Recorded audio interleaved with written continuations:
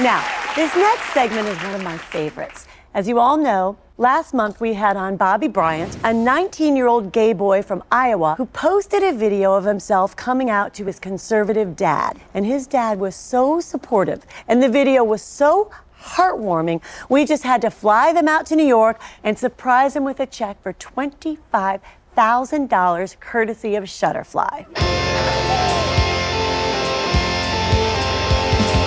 Good evening and welcome back to Rock Hard Caucus, a very serious news program. My name is Justin, and I'm here tonight with correspondents Evan and Natalie. Hello. Welcome to the dawn of a new era. We may as well cut to the chase. This is going to be the last episode of the show for a while, possibly forever, because we're all enlisting in the United States military. That's right. What's happening is just too important. Yeah. We have to go defend democracy and freedom. We're actually just trying to figure out the Hunter Biden situation before all the records of it get destroyed. So, actually, that's what this is all about. Oh, gee, Joe Biden wants military action in Ukraine, huh? I wonder why. Somebody's got some cleanup to do. No, but really, it's a travesty and really bad. So, what, you think I shouldn't joke about it? No, I think we should joke about it, but we should also say it's really awful. Yeah, it's not good over there.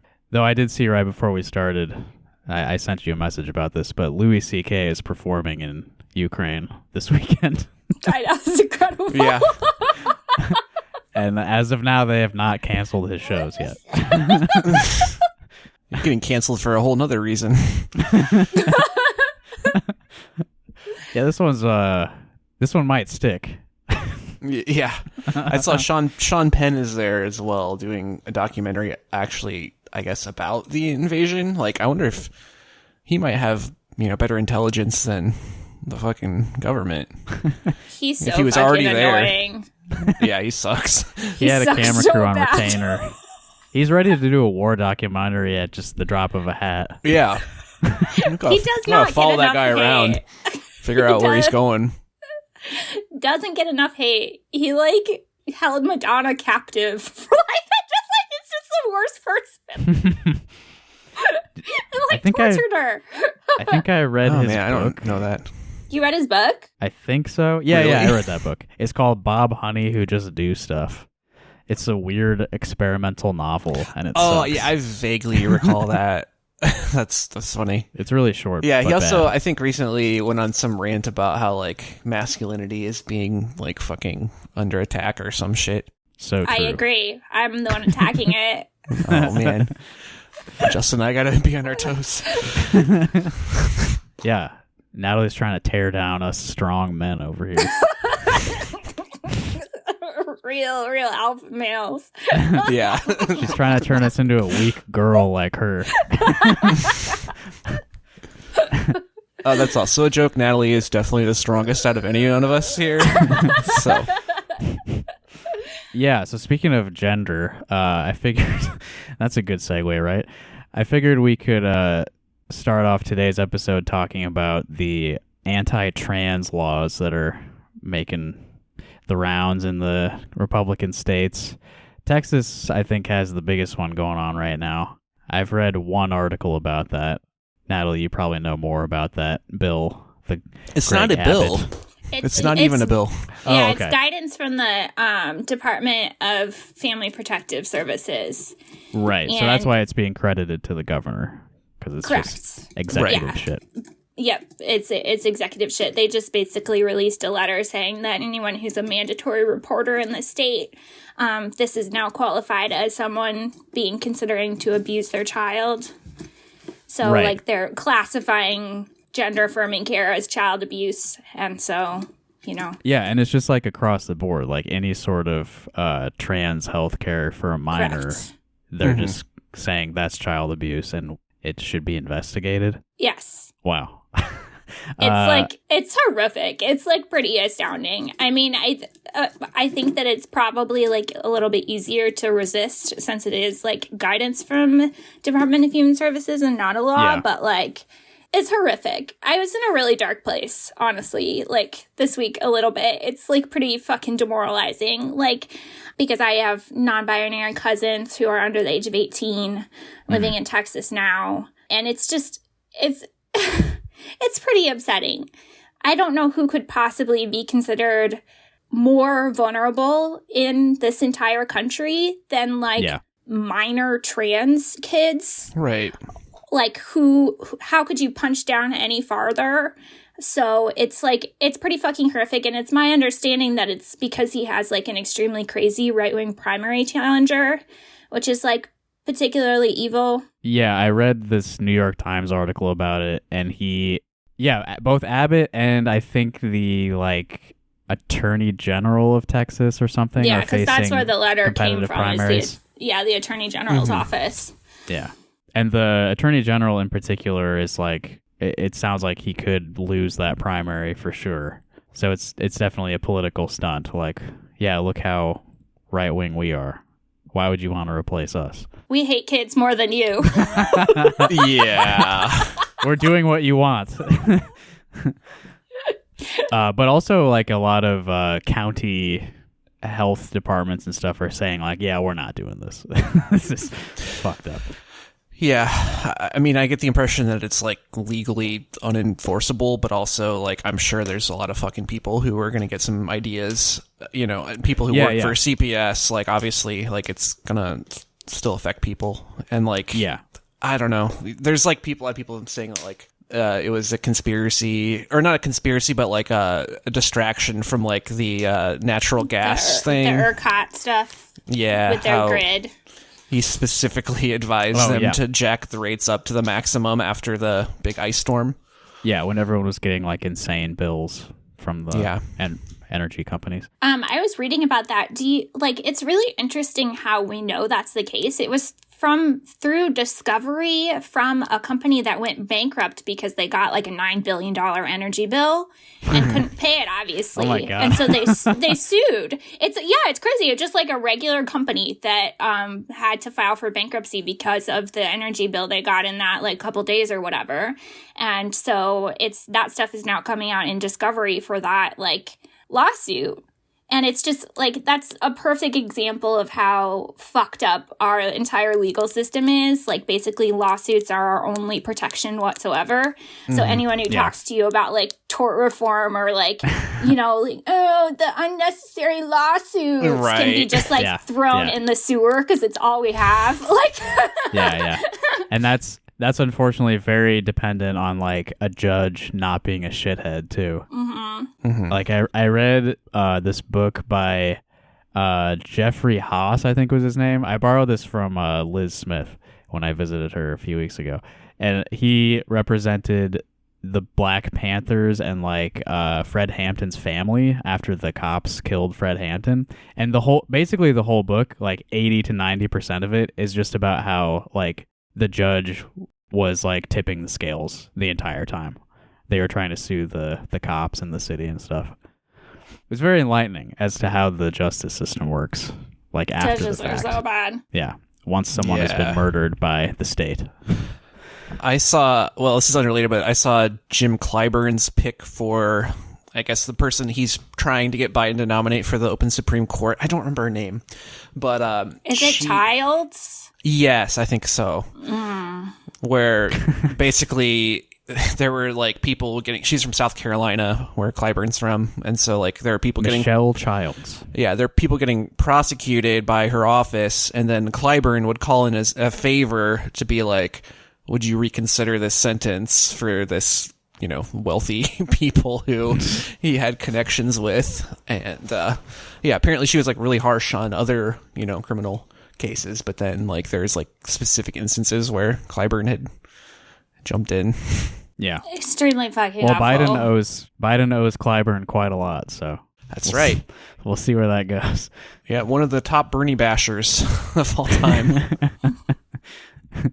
So, as I mentioned, in addition to Texas Governor Greg Abbott punishing trans children as much as he possibly can, Iowa is doing the same thing under the guise of making girls' sports fair. This is like one of the famous women's sports favorite. carers. Right. The Republicans love women's sports. Right. This is one of their chosen battlegrounds for this like LGBT culture war now. It's just not fair to let To trans women, girls play sports. We love women so much. Yeah. I feel like it's important also, just like as a slight side note going into this conversation, to note that like there is this fallacy about trans healthcare that we are somehow doing like surgeries on children. And what actually happens if a minor seeks gender affirming healthcare is they are given medicine that's called a puberty blocker. Yeah. And basically it just delays someone going through puberty to give them more time to mature and to like, be settled in their decision. And so it's not like you are going, there's this like this bullshit in the Atlantic about like my 13-year-old, you have a 13-year-old girl, she wants hormones and surgery. That Was shit that is Jesse Single? Yeah. Yes, article? it is. Yeah. That fucking That's shithead. That's transphobic garbage because like we had to do quite a bit of training at this at Planned Parenthood, and like what they do for minors is simply buy them time. But the problem is if you let someone go through a natural puberty of like assigned sex at birth, whatever puberty they would be transitioning through, it's a lot harder, more painful. There's a lot more dysphoria. There's like going back and doing that versus just delaying and then potentially never having to go through that like dysphoric puberty. So like we're just simply giving kids medications to buy them some time. And then when they are adults, they, make that decision, or older or whatever. So like when people are talking about this, it's absurd. Like we are not like going in and doing any kind of invasive anything on minors. We are getting them healthcare that gets them time, and then they make their decision. I just think that's really important that people understand like what healthcare, trans affirming healthcare looks like for kids. Yeah, I was hoping you would know more about that than me. Because I've read a little bit, but like, yeah, I don't know. It's not like you are 13 and you like express that you're trans and then you can like just go in for surgery the next day. Like that's transphobic bullshit. That's not how it works. There's a ton of counseling and stuff that happens before they really do anything. Oh yeah. Yeah. Including for adults, you have to like the amount of like therapy hoops you have to go through and all that shit. Even as an adult, it's like, this is like settled best practice science. It's like, evidence-based. We have found like this is the best way to give people the healthiest, happiest lives. Like this, it's just absurd. And if anyone ever like talks about like sex change surgery for kids, they're like, they can be dismissed because they don't know what the fuck they're talking about. Yeah. But they're very, they're saying that stuff relying on other people not knowing what any of this is and just like believing them at face value, which is essentially what's happening here with Jeff Shipley. So I'm relying mostly on Ty Rushing's reporting on the Iowa House debate that happened Tuesday this week. They passed a bill that's banning trans girls from playing girls' sports in school. I think it's elementary through colleges even in the state, because a lot of what is being written about here in the article is about an amendment that Skylar Wheeler, I think, put forth, which would add colleges and universities to this trans girls in sports ban. It has passed the House, has not passed the Senate, but there's a pretty good chance they're going to pass that soon. So yeah, let me just read from Ty's article here. Ty very helpfully gave me a link to the video of what happened, so we'll watch some of that too. Yeah, and I'm sure this is all very pertinent to women's sports in particular, and not just bashing trans people. It's just an excuse. Yeah, it's just like this is one way we can like weasel our way into passing laws that are anti-trans. Yeah. So the way that the House Republicans were trying to frame this at the start is like, we need to make girls' sports fair. That's very important, right? Everyone cares a lot about elementary school sports being fair, right? Yeah, sports the one thing that's like not fair. Like it's not fair. Some people have advantages over other people. Like it's not. That's not how it works. Yeah. Yeah. I mean, there should be like no one should be allowed to be taller than me. Yeah, that's any right. Sports. That's right. Yeah, that's something I was thinking about a lot. Like, there are physical advantages. Like, there aren't really identical pairs of humans out there playing sports against each other. Mm-hmm. I think wrestling is like maybe the most tiered sport in that way, where they have weight classes, you know, but banning like a certain type of biological person from competing against another one is strange. Yeah, it just strikes me that like like I said, like conservatives don't give a fuck about any of this, obviously, but it's like it totally goes against their whole like philosophy of like might makes right, or like life isn't fair. Right. Look, all the trans girls are better at sports. It's just the way it is. Life isn't fair.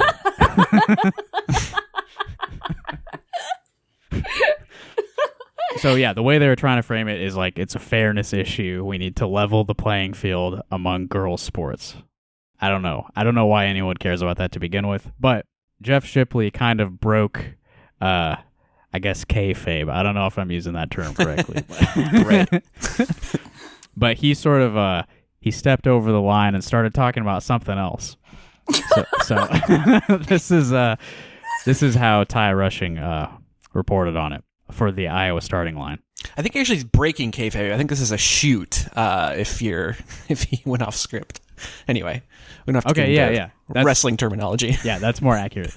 I don't know what these words mean. Yeah. It's because I'm a girl, and it's a sport. I don't watch wrestling. As we know, I just know it's very unfair.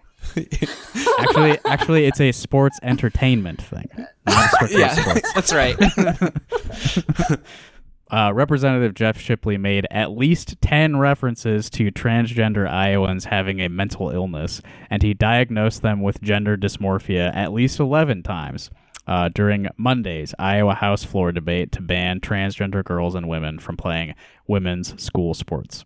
I'm skipping a little bit here. Well, Ty has some nice flavor here. He goes over Shipley's history, advocating for psychedelic drugs, listing his occupation as artist on his Iowa legislature page. He's a fucking piece of work. Previously listed professions: sauerkraut salesman, professional advocate. I don't know what that means, and stand-up comedian, which I cannot imagine how bad he was at that. No, this is not true. No, it isn't. It's all here. It's in the Iowa starting line, so... I'm going to start calling him noted artist and sauerkraut salesman. Yeah, I don't think you'd be the first. I believe our friend Gavin has made jokes about that many times. How did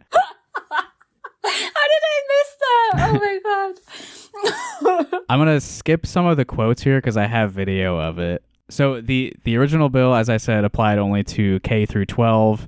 One of these successful amendments extended the prohibition to college sports as well. And then Shipley, in addition to that amendment, he had his own amendment, and that's why he was saying all this stuff. When Shipley asked for an amendment to strip legal protections from schools that affirm a person's chosen gender identity, it was voted down 91-3. He made another comparison where he equated being trans with mental illness. So, in addition to prohibiting trans girls from playing sports all the way through college, he wanted schools to not have any legal protections if any of their students like came out as trans. Is like, I don't know how else to interpret what he was talking about. Like, you should be the state should be allowed to punish schools who have any trans students. He's nuts. Basically, everyone got mad at him in the House, and he blamed it on the DSM, the book of, mental health shit. Inaccurately citing the DSM. Right. Because gender dysphoria is in the DSM.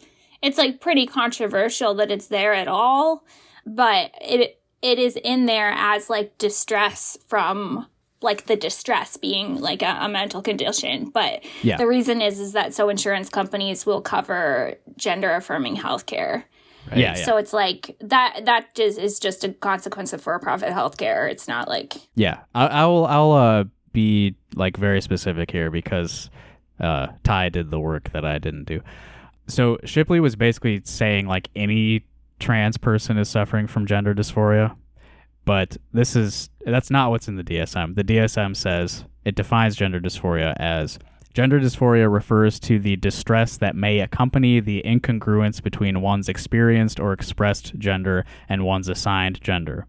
Although not all individuals will experience distress as a result of such incongruence, many are distressed if the desired physical interventions by means of hormones and/or surgery are not available. So it's a very fair definition. That's not the source of all trans people or whatever, but it is a thing. Yeah. And the DSM shit has been controversial for numerous reasons because they constantly revise. Yeah, they have to. Yeah.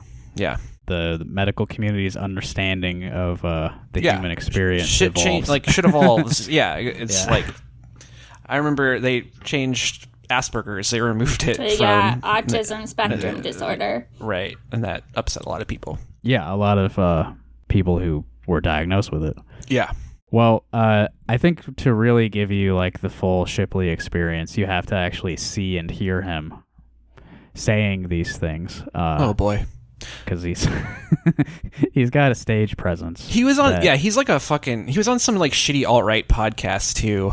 Yeah. I don't remember what that was, but we don't want to give them any listens. I do remember it made waves when he was on there because he was saying truly deranged things. Yeah.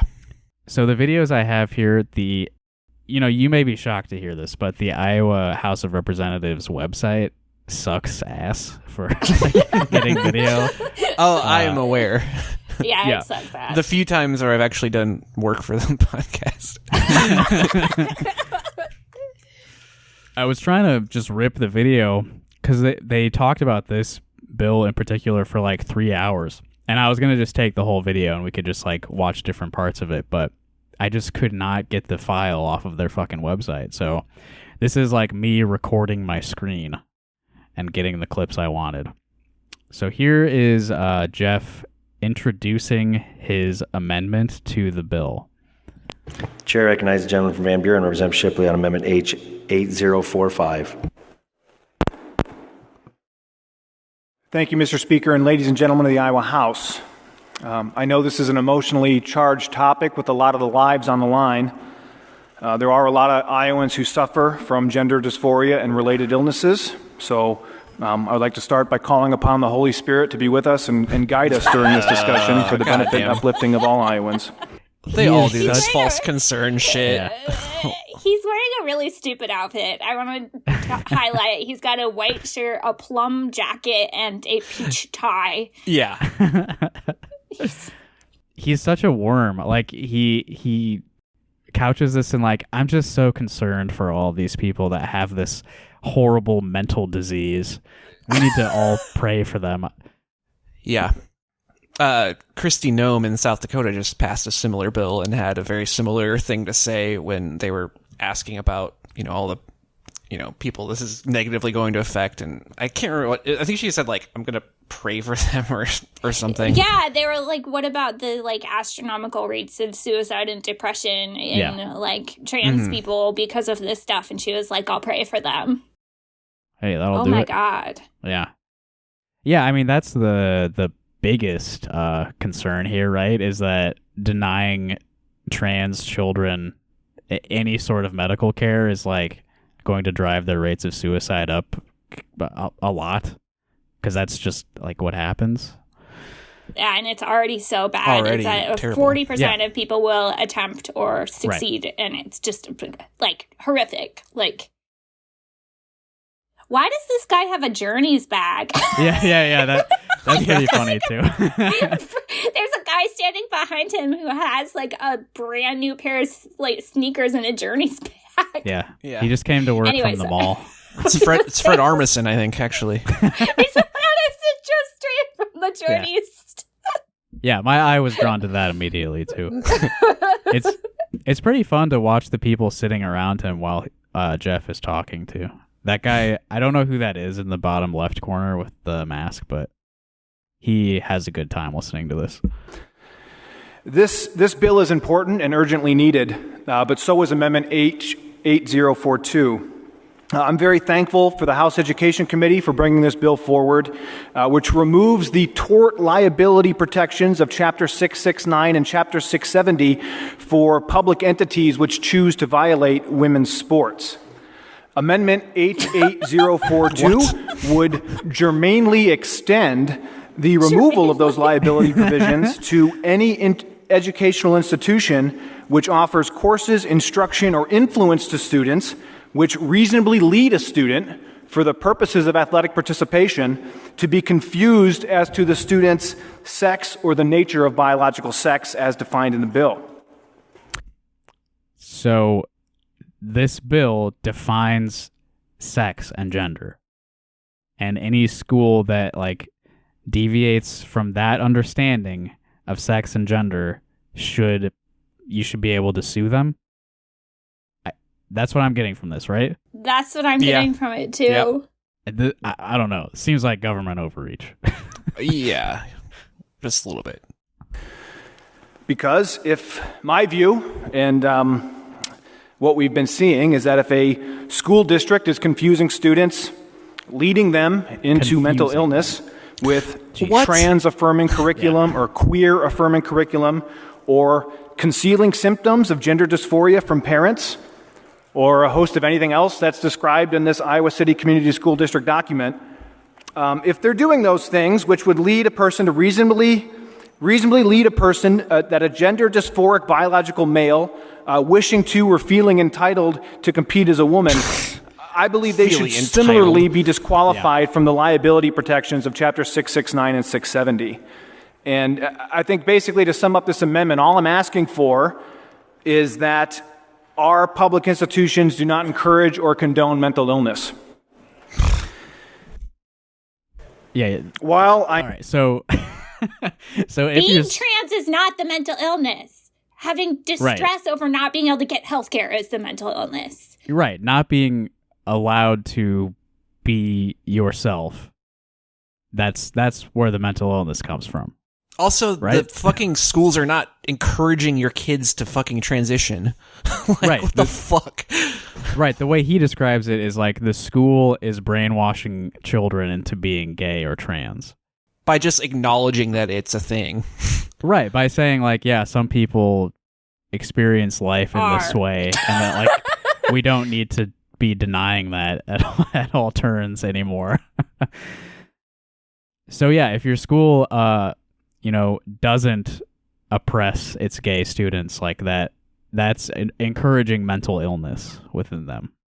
I am immensely appreciative of this bill that's been brought forward, and I'm confident that as this amendment is written, or as the bill is written, it will do a lot of good for Iowans. I'm deeply concerned that unless we more comprehensively examine these issues, that these problems will persist and continue to grow worse. This is a complex topic that can be very confusing with ever-evolving terminology and definitions, and sometimes it's very hard to even reach an agreement on the definition of a particular word, such as woman. What a fucking asshole. Oh, my God. Oh, man. What a fucking dick. What a fucking piece of shit. What a fucking, just a fucking monster. This is and this is exactly like the kind of incrementalism in abortion bills, where people will just let this bullshit go until it ends up like Texas. And that's why I can't stand people like that libertarian dickhead who was talking to me on Twitter. Oh, that guy.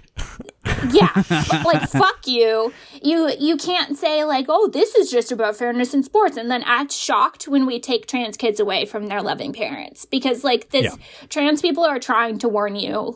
This is, every one of these is a tiny piece of getting to the point where we take children away. And you have to fight every single one. You can't just be I don't know. Yeah. And they're picking these fights specifically because Democrats are not particularly likely to. They want to force Democrats into defending something like you were talking about how kids don't actually get surgery and all of that, but like most people don't know that, and a lot of people are uncomfortable with anything of the like, and so they want to like push Democrats into defending stuff that they feel like they can't defend. I mean, obviously there's still fucking zealots and religious fundamentalists and all this shit too, but it's like they're just trying to shift the argument in their favor.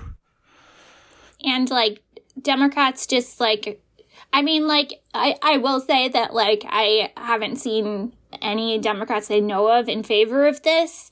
No. But they're so like credit for that compared to like their usual horseshit. Right. But like they don't fight things tooth and nail every step of the way. Like you have to fight this as hard as everything. Like you have to, it has to be full court press on this stuff. Like, look at me.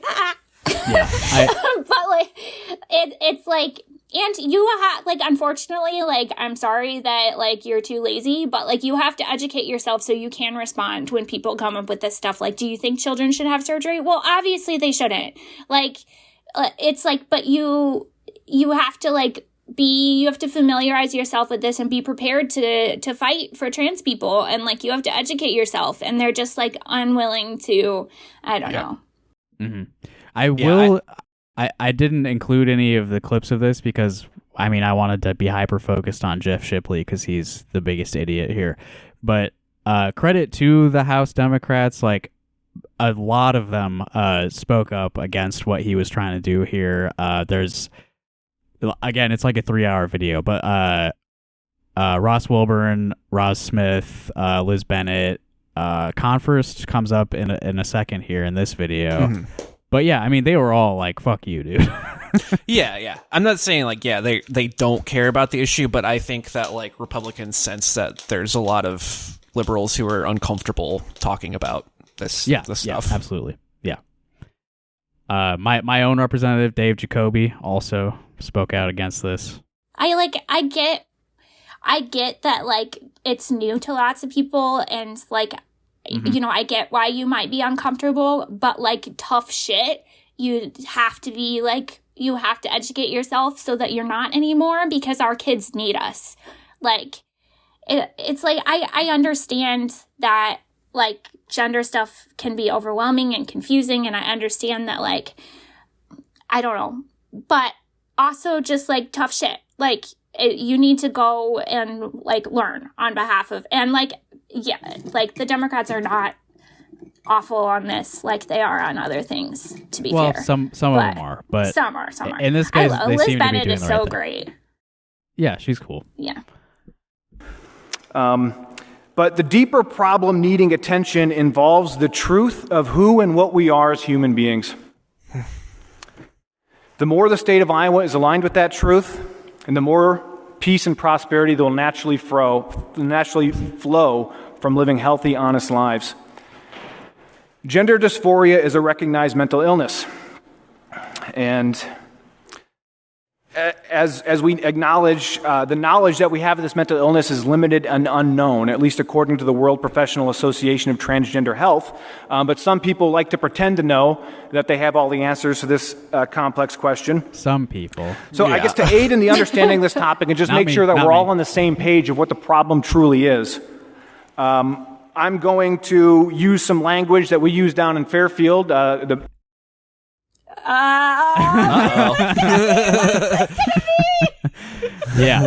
get excited. Like anything they say down there. Get excited. This is wild.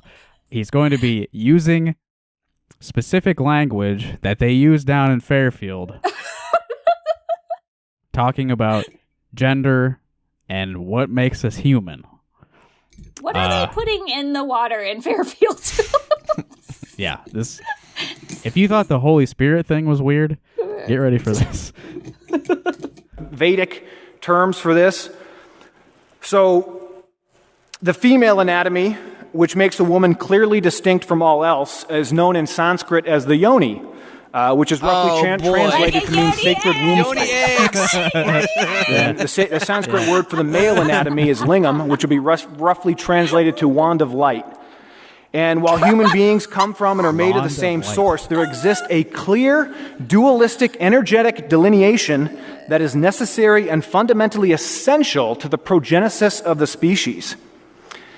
Yes, the biological distinctions between man and woman is a clear, dualistic, energetic delineation that is necessary and fundamentally essential to the progenesis of the species. However, as I'm hearing, there's a lot of confusion still on this topic. So that's what I see as really the problem is we have a lot of young children out there, and they have a sacred womb space, but they're confused and think they have a wand of light. And conversely, there are some children that have a wand of light and think that they're entitled to the same protections of someone with a sacred womb space. Where is this confusion originating from? Who is this supposed to appeal to? Yeah. Very weird to invoke the Holy Spirit and then start talking about like ancient Hinduism shit. That is so weird. I mean, yeah, I guess it's Fairfield and all, but yeah. That is so deranged. Why? There are like so many intersex people too. Right. Like this is absurd. This is not true in any scientific sense at all. Like, I mean, people aren't walking around wearing a stamp on their forehead, but like there are so many people who have like any mix of all kinds of parts and chromosomes and feelings and hormones. Yeah, and some people don't even know, right? Like that can just happen. It's and the doctor decides or their parents decide. Yeah, Totally and they never find unremarkable. out. Jeff Shitley could have an ovary. We have no way of knowing for sure. Yeah. I'm going to start a rumor that Jeff Shitley has an ovary. He has one ovary, and his testicles never descended. his testicles are still up here in his brain.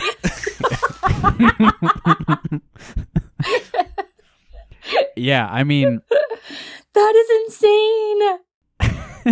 you don't really want like religion having all this influence over the law, right? But it's even like more stark and crazy when he's talking about like sacred womb space and wand of light. Wand of light. I like that. I like that term. Yeah, like I don't know. You just sound crazy, man. Like I don't mean to be prejudiced against anyone whose beliefs, you know, include the sacred womb space or whatever. But yeah, that's right. So are postmenopausal women with hysterectomies like no longer just like you're just insane? No longer sacred. Yep. Yeah, it's just crazy to talk like this in like a state legislature. I don't want my laws to be based on ancient teachings like this. I don't think. How is this confusion happening? How can a young person be so confused? Also, it's so annoying, like how he repeats over and over again, you're confused about what you are. Like, no, like they're not. You're confused. Yeah, they're not confused. They're like figuring themselves out. Fuck you. It's so condescending to everyone that doesn't live like him. As to reject their fundamental biological nature that is essential to the progenesis of the species. So that's why this amendment is necessary, because unless we address the root cause of why we see gender dysphoria diagnosis rising, and gender dysphoria is a very multifaceted, complex disease with various manifestations that maybe that's not the best word to use. But unless we're really getting to the source of that, these problems are going to persist and grow worse. So yes, gender dysphoria is a mental illness, and when confusion exists within a person, it becomes an energetic distortion that is shown to lead to an extensive list of severe consequences. State your point. At some point, are we going to talk about what this amendment does? The lady from Polk and the gentleman from Harrison approach well. Oh man, I love that. Yeah, he's just rambling about this crazy shit, and they're like, "Yeah, is this like? Does this have a point?" I have other clips of him. I don't know if we would need to watch all of them. Let me see. This is where I think is where he shifts the blame. I'll frame it that way.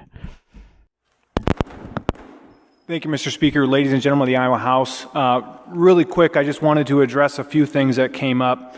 I should say before he goes on, this is after hours of like every Democratic representative getting on the mic and being like, Jeff Shipley is completely wrong about all of this.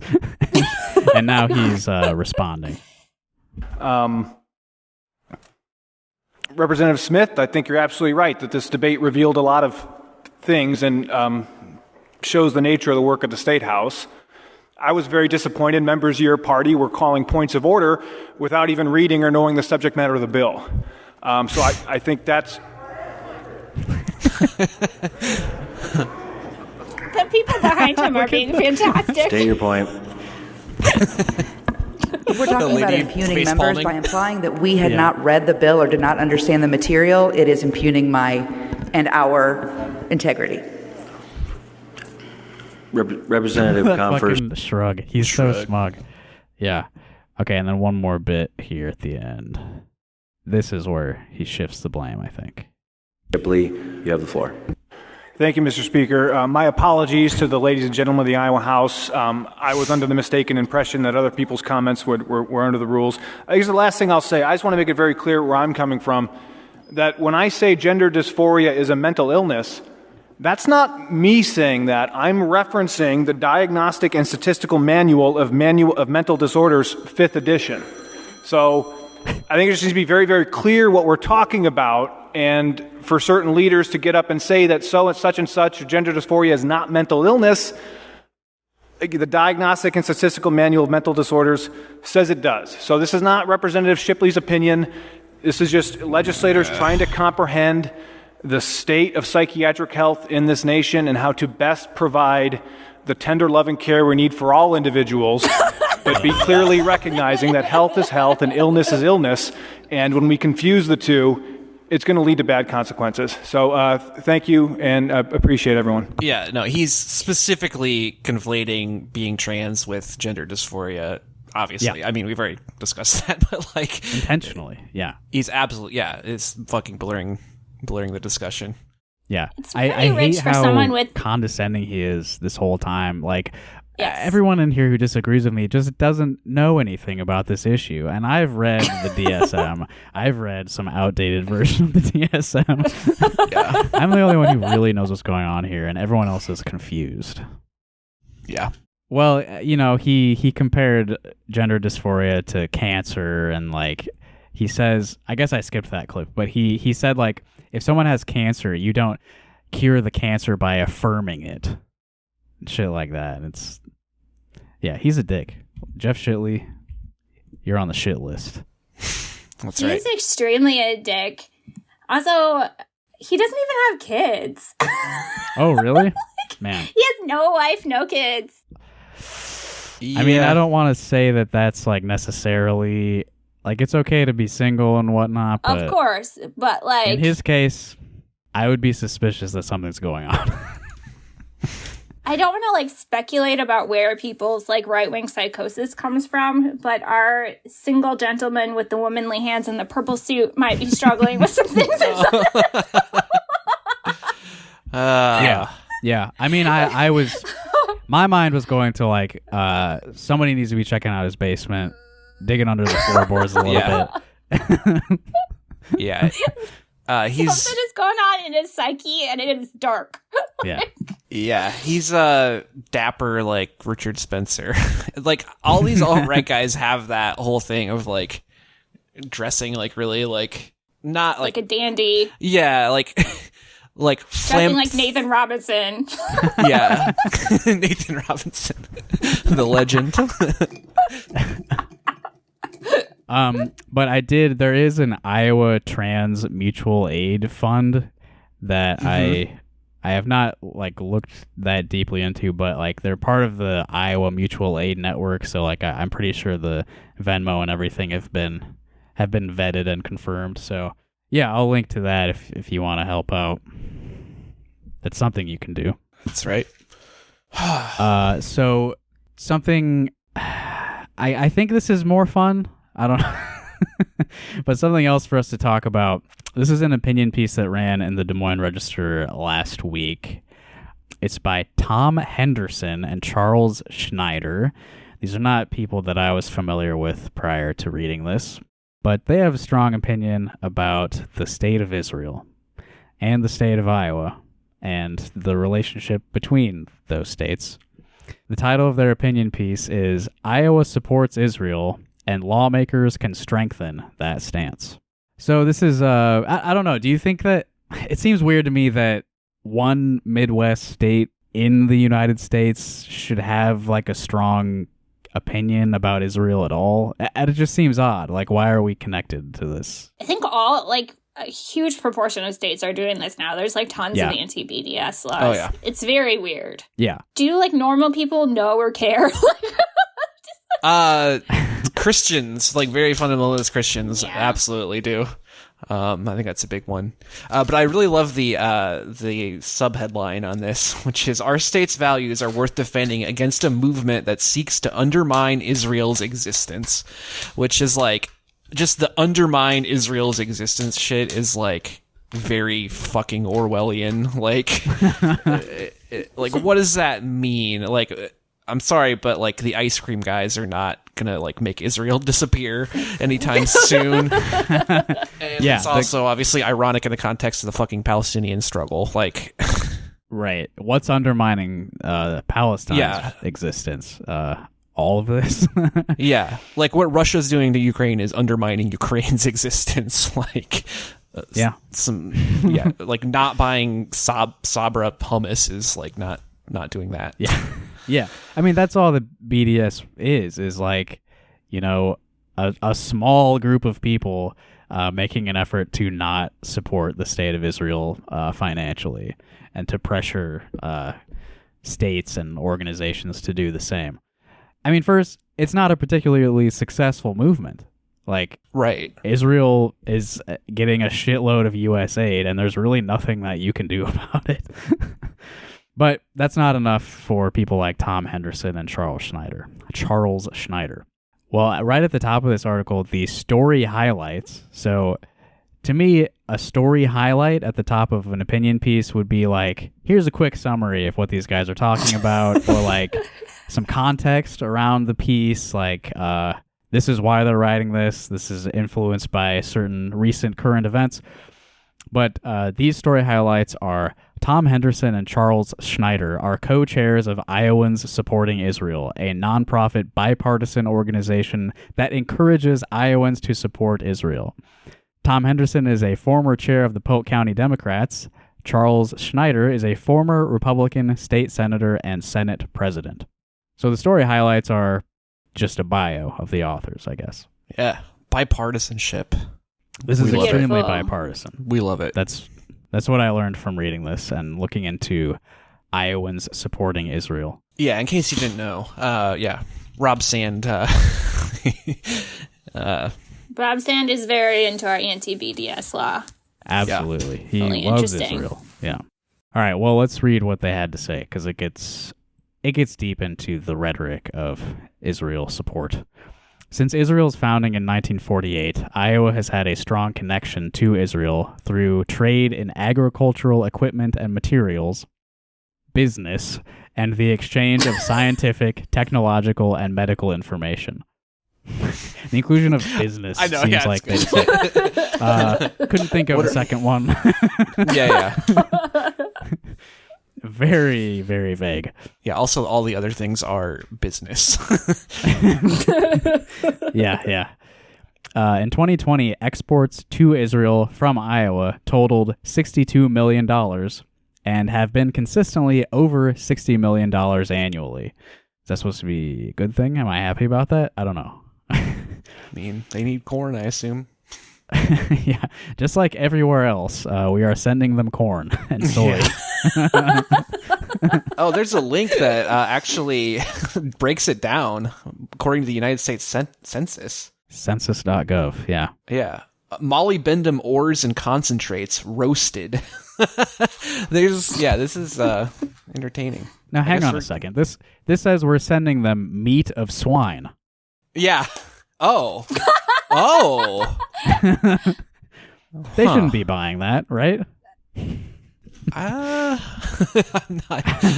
not up on that, but yeah, I guess I don't know all the rules, but I was pretty sure I know eating some people pork who was live in... very regulated among the Jewish state of Israel. As the only truly representative elected form of government in the Middle East, Israel has also been a steadfast ally of the United States. Truly representative elected form of government. Oh, yeah. I think everyone who lives there agrees that they are being represented by the government of Israel. Yeah, how many, they're like, that's the thing that people always bring up. They're like, oh yeah, there's Palestinian representatives in the Knesset or whatever. And it's like, there's like 5 of them out of like 500 or something. And intentionally kept a very small minority, right? Yeah. That is why U.S. foreign policy has always sought a 2-state solution that would allow Israel and Palestine to exist peacefully. That is demonstrably false. Yeah, do you buy that? That is like a historical to an extreme. We have never actually supported any efforts, meaningful efforts to a 2-state solution. Yeah. And a 2-state solution is impossible now anyway. Yeah, it never was possible. That's stupid. It's stupid. That's a childish idea. Establishing the state of Israel to begin with was like rejecting any idea of there being 2 states, right? Yeah. It was just like, this is Israel now.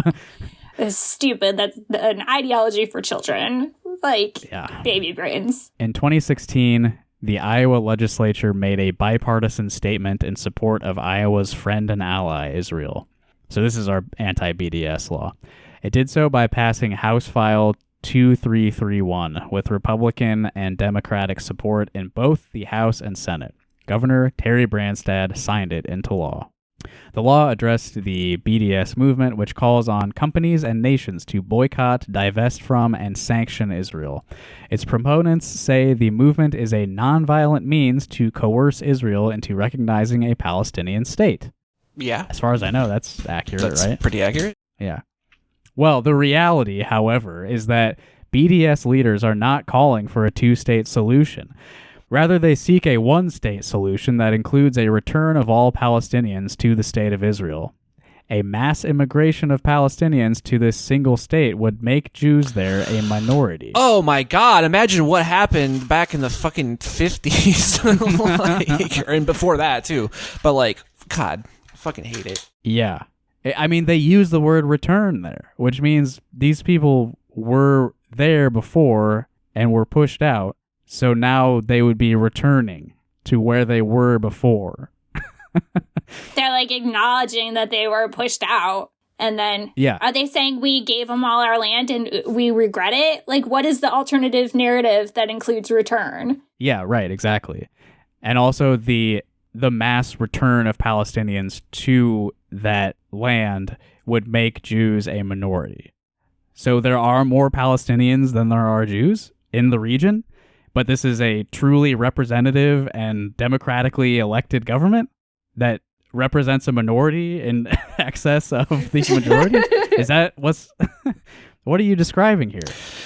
It's crazy how much this shit is just like, and especially the Russia-Ukraine stuff is like completely removed from historical context just to score points to people who don't know any better. Like, just because we don't teach this shit. Like, yeah, I mean, I'm not particularly well informed on this stuff, but I mean, only taking the words that are written here, like, it makes you think, like, well, what do they mean return? Yeah.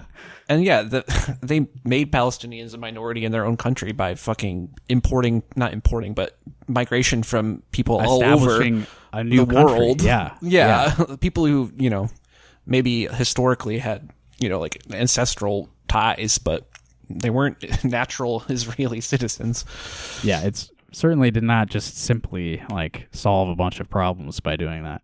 So the net result of mass immigration, a return of the Palestinian people, would be the end of Israel as a Jewish state and the establishment of a new Palestine with no guarantee of an elected and representative government to protect the rights of Jews and other minority groups. Of course, they're doing a great job protecting the rights of the Palestinians right now, right? It can't be reiterated enough that the reason that the right wing supports Israel beyond the military-industrial complex issue is because they're anti-Semitic. Yeah. And they believe the return of Jews to Israel will bring about the fucking rapture. And we are basing that, my mind exploded when I learned that. It was just a couple of years ago because it had never, no one ever had told me the reason that Christians are obsessed with Israel is when all the Jews go back there, all the Jews will die and Jesus will come. That's fucking an insane way to base your policy of a country. It's on a death cult. Yeah. And no one ever acknowledges that the reason that we support them is so that they will all die. Yeah. It's just insane. The capital needs to be Jerusalem to bring about the end of the world. And we're just gonna base our fucking geopolitics on this. Yeah, that's one of the conditions to bring about the apocalypse is the Jewish state of Israel. Yeah. That's insane. That's crazy. I just my head just exploded. What the fuck are you talking about? Yeah. We don't acknowledge that enough. That would be like basing your laws on the presence of the Holy Spirit, and some people have a sacred womb space and others have a wand of life. Unfortunately, some companies have bought into the BDS rhetoric. One example is Ben & Jerry's. At the end of 2022, it will no longer allow its ice cream to be sold in the West Bank or East Jerusalem. Now, this is the first I knew that they weren't even doing They're not even, yet. they're not even. This hasn't even happened. Yeah, and also, they're still selling ice cream in Israel. They're just not selling it in the fucking occupied parts. One part, yeah. One little bits of Israel don't get Ben & Jerry's ice cream. Yep. It's like you have to drive down across the Missouri border to buy fireworks. Yeah, right.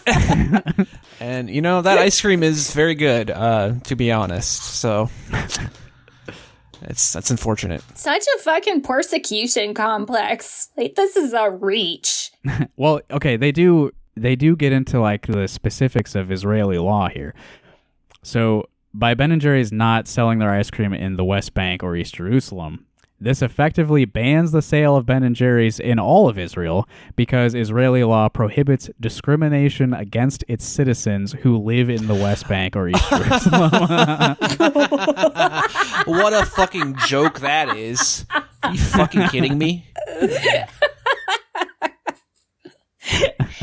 I believe you mean colonists. Yeah. Because I don't think they're concerned about the citizens who are there. They actively encourage discrimination against its citizens. Yeah. God. Well, a certain kind of citizen. But also, Ben & Jerry's making this business decision forces the state of Israel to ban them across the board. I don't know, maybe them pulling this sort of very public move to not sell their ice cream in one part of your country is trying to influence the way that the Israeli government is operating. Iowa's anti-BDS law targets the BDS movement and other tools of economic warfare directed at Israel. It prohibits the state's pension funds from investing in any foreign publicly traded company that boycotts Israel. It also forbids public entities from entering into a contract of more than $1,000 with a foreign publicly traded company that boycotts Israel. I mean, these are very, no one's ever going to challenge it, but they're very flagrant violations of the First Amendment. All the anti-BDS laws. You can boycott whoever you want. That's protected speech. Yeah, I wonder if the loophole here is Iowa's law is only affecting state entities and it's prohibiting them from doing business with businesses that are doing BDS, of which there are, what, 5? Yeah, that's what I was wondering. It's Ben & Jerry's the only example, I guess. I can't imagine that there's too many other publicly traded massive corporations who are fucking on board with the BDS shit. Yeah. Ben & Jerry's are they're noteworthy for being Vermont hippies. There's not really any, similar sorts of large companies like that. And also, for some reason, Iowa's law is only like the state can't do business with any foreign publicly traded companies. I don't know why that's specific, but that's sort of what these guys are complaining about now. Iowa's law does not apply to Ben & Jerry's because it is not a foreign publicly traded company. Its parent company, Unilever, is a foreign publicly traded company. We join Governor Kim Reynolds in calling on the General Assembly to pass House File 2373 and Senate File 2265, which would strengthen Iowa's anti-BDS law to hold companies like Unilever accountable for the actions of their subsidiaries. There are so many companies, probably including Unilever, that currently use child slaves. Oh, right. Every single thing you own made with palm oil was harvested by a tiny hand. Right. Enslaved children, anything from Nestle. Yeah. And this is what we're concerned about ethically, is whether or not the Vermont people sell ice cream to Israeli settlers. And the problem isn't that the state of Iowa does not have a law targeting any companies that don't want to do business with Israel. It's that the law we have is not enough. Like, there needs to be a stronger bill on the books in Iowa for some reason, which is like more pro-Israel. This isn't enough. Why does Iowa even have a law regarding this in the first place? Why do we need this? It's insane. It's just a fucking crazy town. Like, so many things. Like, the talc powder your Nana put on her pussy gave her cancer, and we're not sanctioning Johnson & Johnson. Companies are so bad, and we can't regulate anything but whether or not people decide they don't want to buy a soda stream. Yeah. And otherwise we are uninterested in the ethics of companies. Yeah, you have to do business with Israel for some reason. What do they fucking? What does Israel make? SodaStream and Sabra hummus. What else do they do? That's it. Weapons. That's it. Yeah. Like, how can you prove that I am boycotting Israel? I don't even know what they make besides those two things. There's plenty of companies that don't do business in Palestine, that don't refuse to do business in Palestine. Of course. You know, like, it's ridiculous. Like, you know how hard it is to even, like, get aid into Palestine? Is like, there's all these fucking legal barriers. When the shit was happening last summer and there were people like trying to raise money for Palestinians, there were like PayPal or whatever was like shutting down funds. Yeah. Because they couldn't, like, you're not allowed to send money over there. One more paragraph here at the end. The ties that bind Iowa and Israel extend beyond trade. They include the values upon which our state and nation were founded. They are worth defending against a movement that seeks to undermine Israel's existence. Undermine Israel's existence. It's like you either exist or you don't. I'm sorry, that just really trips me up. Like, it's so fucking stupid. If you don't sell ice cream in the West Bank, you are undermining the existence of Israel.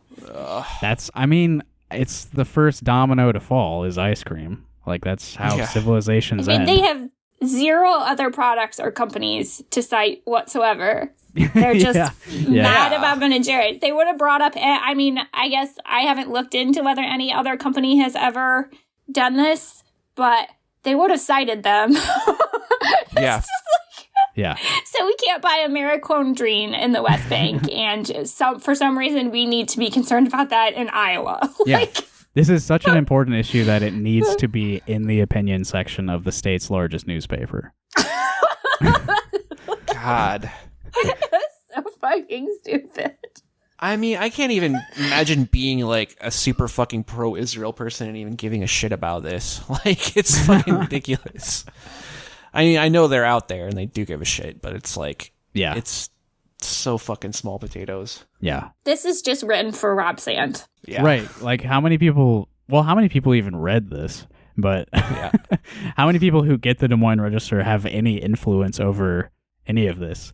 The piece is just like, hey, the legislature should vote for these two bills. It's like, okay, Like, they're probably part of your organization. Just tell them personally. Also, you probably don't need to write an editorial for them to pass. I mean, I don't know the current situation there, but yeah. Well, I looked up. Won't someone speak out for Israel? Considering the people writing this opinion column and, you know, the other people that we've brought up, the other Democrats who are, again, you know, Tom Henderson is a former chair of the Polk County Democrats, a very influential group of Democrats in the state. yeah. Charles Schneider is a former Republican state senator and Senate president, so a high sitting legislator himself at one point. There is a link to their website at the end of the article. Again, that group is called Iowans Supporting Israel.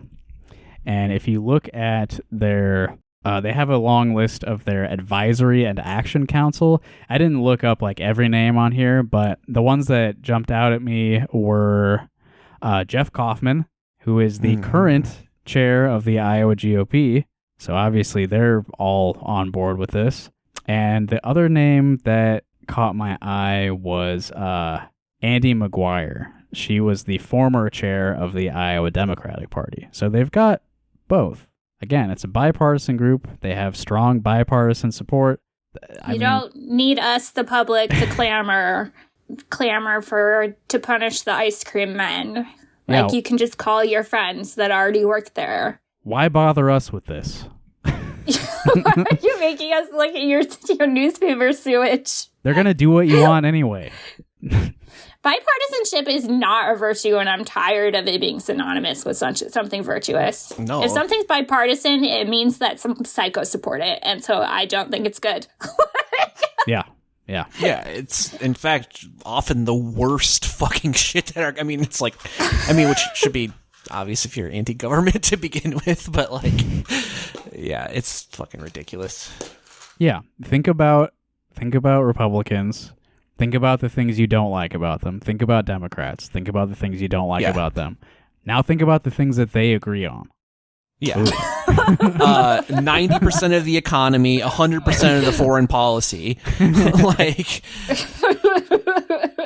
that's another thing that pisses me off. Like, there's just such a big consensus and acting like Biden is like moving away from, you know, like Trump was acting more isolationist, but like there's such a continuity. Like, it doesn't fucking matter who's president. There's like a whole national security.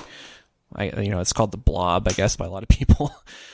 But like, there's so much continuity. It's crazy. And they have the exact same goal. Like, they have the exact same goals. Like, it's not fucking crazy.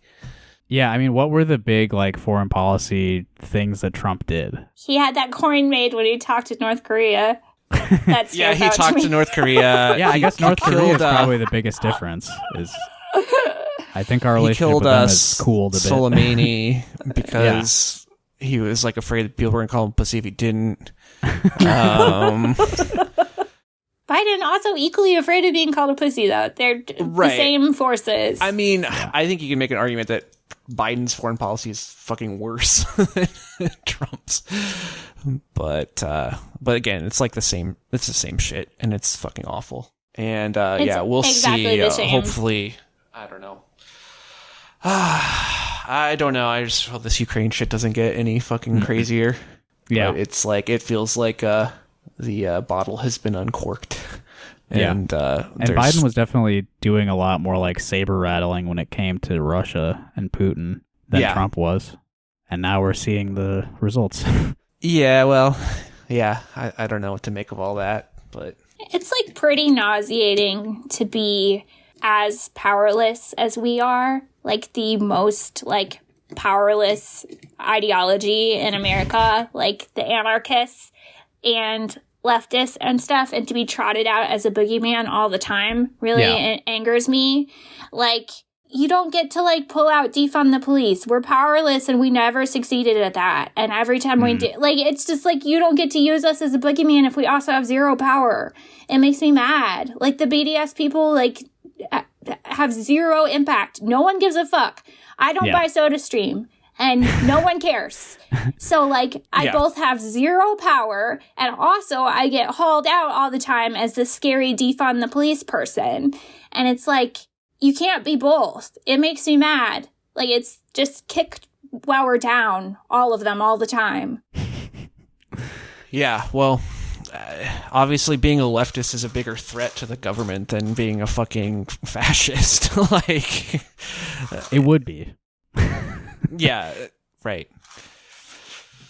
Just Very like we hopeful. already lost. We lost. Like, we don't do anything but lose. Well, I think that's why they're pissed, is because, like, after Bernie's campaigns, there is a flickering bit of actual left influence in government. You know, remember the beginning of Biden's term where, like, everyone's like, oh, he's the new FDR and shit, and he's gonna do all this shit. They had to pretend. Yeah. Yeah, so, like, that's why I feel like there's been such a backlash on all this shit, is because, like, for the first time in a while, there is, like, you know, a small amount of influence where they actually have to pay attention to, like, people who are left of liberal, like, a little bit. And, like, yeah, obviously both Democrats and Republicans fucking hate leftists, so. Yeah. I All don't it know. really amounts to is, like, some people will be pissed off sometimes. And that's, Yeah. if the group of people that are pissed off gets too big, like, it might cost them. Like, it makes things more difficult for them to just keep the gravy train running, I guess. And then, you know, when they get washed out in 2022, it's, you know, who's going to get blamed, obviously. Yeah. I mean, they're already, I mean, it's gearing up already. Like, all the fucking propaganda is already gearing up for that. Well, you know, we do have a track record already. I mean, Marionette Miller Meeks, that was us. We did that. So better watch out. We can do it again. Yeah. I mean, ultimately, it is, like, a good sign to have people pull you out as a boogeyman, because it means it, like, does scare them. Yeah. You're not They're at least completely paying irrelevant. attention to you. Yeah. Yeah, you know, I get that, but it's still just, like, really frustrating.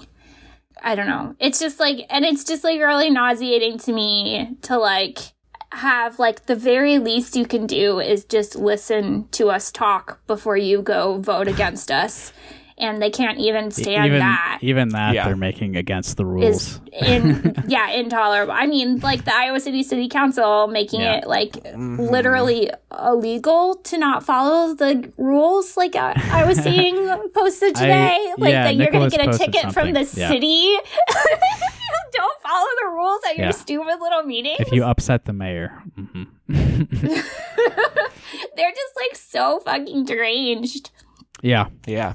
How much more power can you want? Like, literally, you just don't even want to feel uncomfortable for a second. Right. It's just their grip on power is just loosening just ever so slightly, and it's just, like, enraging to them. They get so mad. Like, it's insane. Like, something, like, at this, like, last Des Moines City Council meeting, they tried to say that, like, bringing up whether a developer has donated to anyone on the city council is not germane and shouldn't be allowed. Like, we don't have any power to stop you from putting your donors in power. All we're doing is saying, hey, by the way, all I did was get up there and be like, hey, these people gave this much money to these people. And they were like, that is not germane. And we don't allow non-germane comments. Like, what are you talking about? We cannot allow that to be on the record. Even though it is. Yeah. It's literally I on guess. the record. Yeah. Can't allow it Just to be not on that record. Another record. Yeah. You can't have someone point out the record. Right. Yeah. Also, that's legal, by the way. That's another thing. Like, Yeah, that was fun. Yeah. it's legal It is for us to take perfectly this legal. money. There's definitely if it's legal, it's above board morally and ethically. Like, I Yeah. fucking hate that shit. Like, And if it's, I mean, who makes the laws also? yeah, this is like Right. the difference between the United States and like other countries is like our like bribery and shit is fucking legal. Like, and it's not another, you know, well, it's less. It's totally fine. Yeah, it's more illegal in other countries, but What I didn't get to say, and I will say next time, is that they hired, like, a private law firm to evaluate that.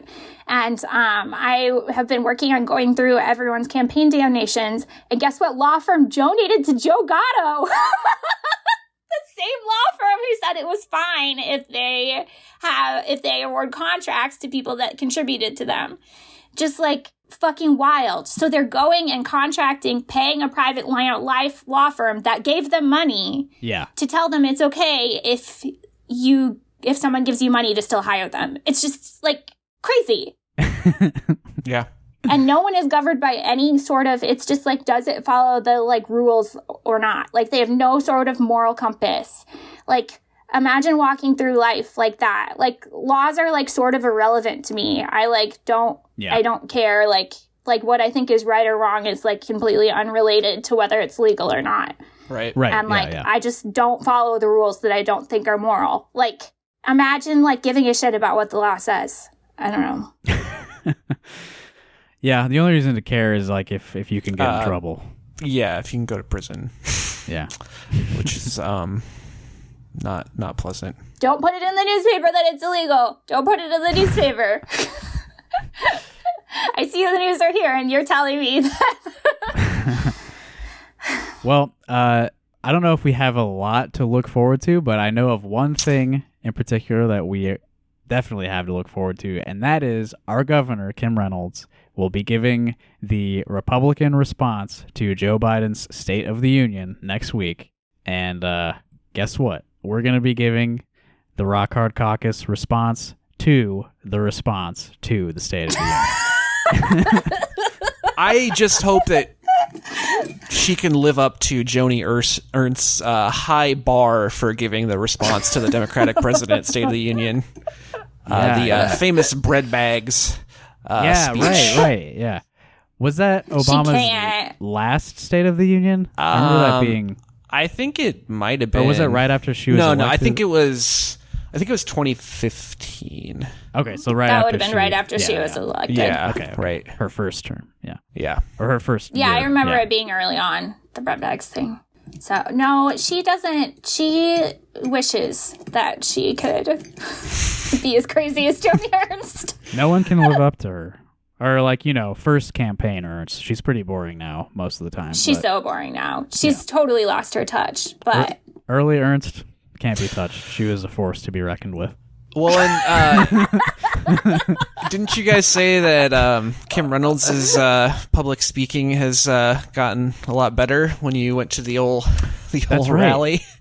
Yeah. She did really well there. So maybe this will be like... She's auditioning, absolutely. It's going to be fan service for sure. I mean, honestly, her entire governorship has been auditioning for something more. She has ambitions. For sure. Yeah.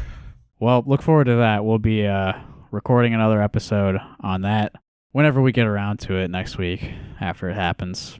But until then, you can check us out on the internet. That's right. Why ice cream, you scream, we all scream for ice cream, rah, rah, rah. Tuesdays, Mondays, we all scream for Sundays, it's boom, ba, bula, bula, sarsaparilla. If you got chocolate, we'll take vanilla. Why ice cream, you scream, we all scream for ice cream, rah, rah, rah. Why ice cream, you scream, we all scream for ice cream, rah, rah, rah. How we love it with whipped cream above it, this boom, ba. It's a wow, boys, yes, and how, boys? Let's yell and make believe we're drugstore cowboys. Why ice cream, you scream, we all scream for ice cream, rah, rah, rah. My ice cream, you scream, we all scream for ice cream, rah, rah, rah. Gosh, all hairy, it's right from the dairy. Ha, ha, ha, ha, ha. I'm a slicker and love my liquor. Put just one ice cream cone and let her flicker. Why, ice cream, you scream, we all scream for ice cream, rah, rah.